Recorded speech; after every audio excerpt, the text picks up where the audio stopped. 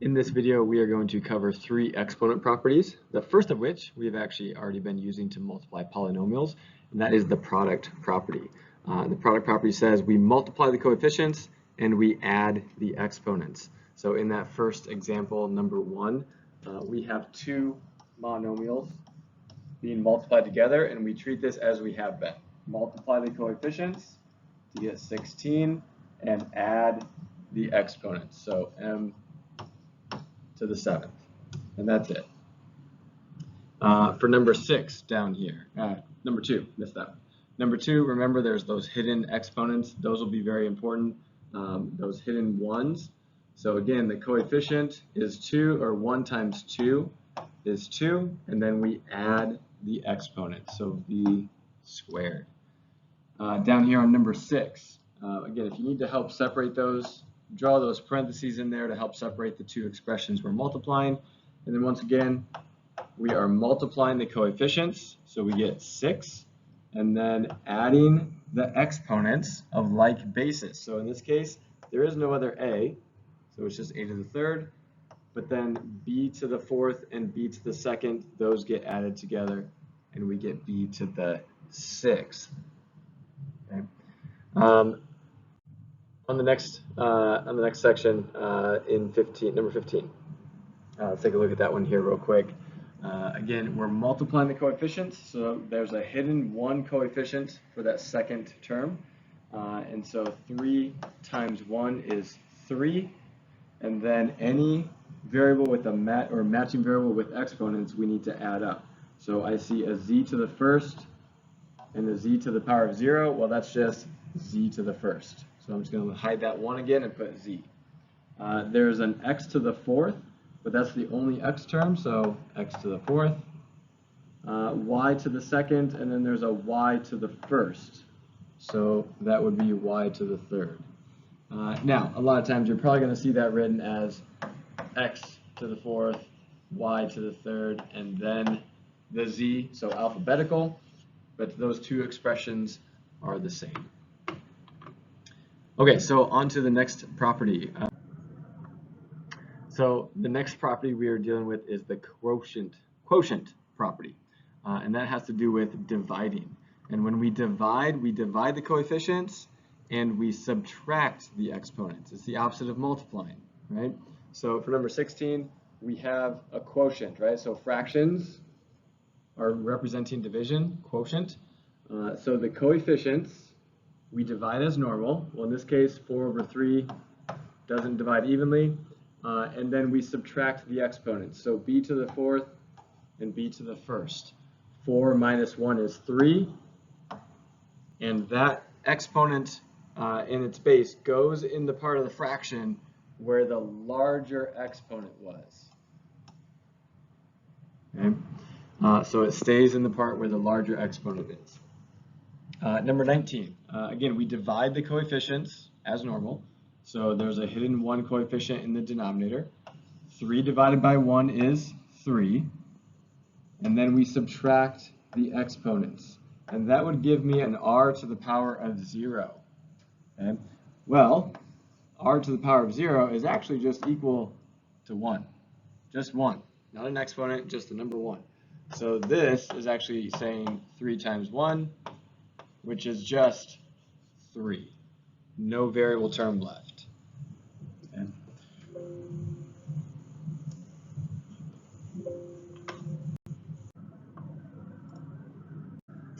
So let's take a look at one more example from the quotient property, and that is number 29.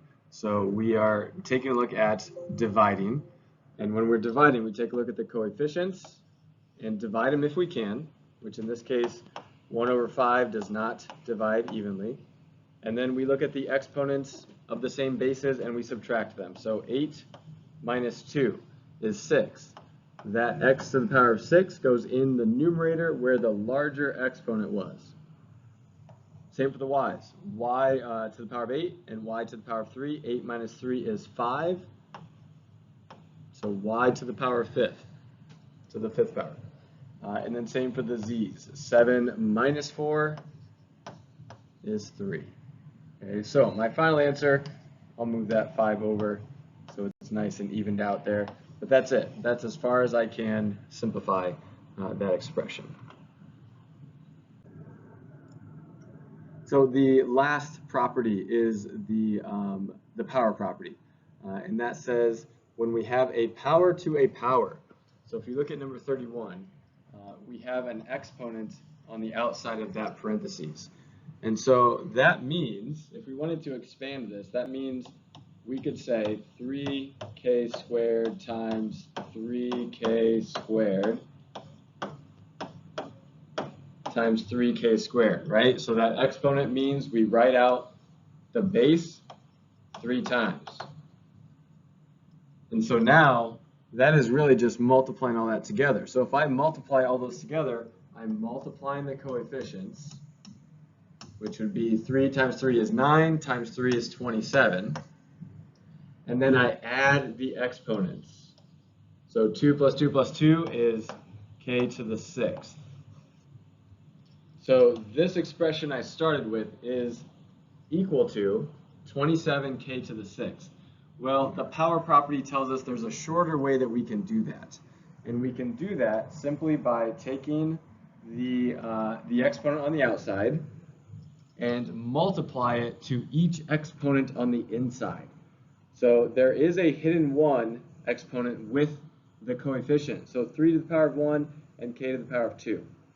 So if I multiply each of those exponents by 3, I get 3 to the 3rd and k to the 6th. So now what I have left with is I have the k to the 6th, but then I can still evaluate that 3 to the power of 3. So 3 to the power of 3 is where that 27 comes from. Okay? So we can expand. So right here, when I expanded that out to begin with, we can expand it out and multiply as normal, or this property allows us to do that a little bit shorter. So like on number 35. On number 35, that exponent is a 2. So inside the parenthesis, I have a 4 to the power of 1 and an n to the power of 3. So if I multiply each of those exponents, that would give me 4 squared and n to the 6th. But then I notice that I know what 4 squared is. That's 16. So 16 n to the 6th is my final answer. Okay. Let's take a look at another one yet on this page. So right here we have for number 36. For 36, we have a couple things on the inside that have powers of 1 that are hidden. So this 6 on the outside is going to get distributed to each of those terms on the inside. Okay, so 4 to the power of 1, 1 times 6 is 6.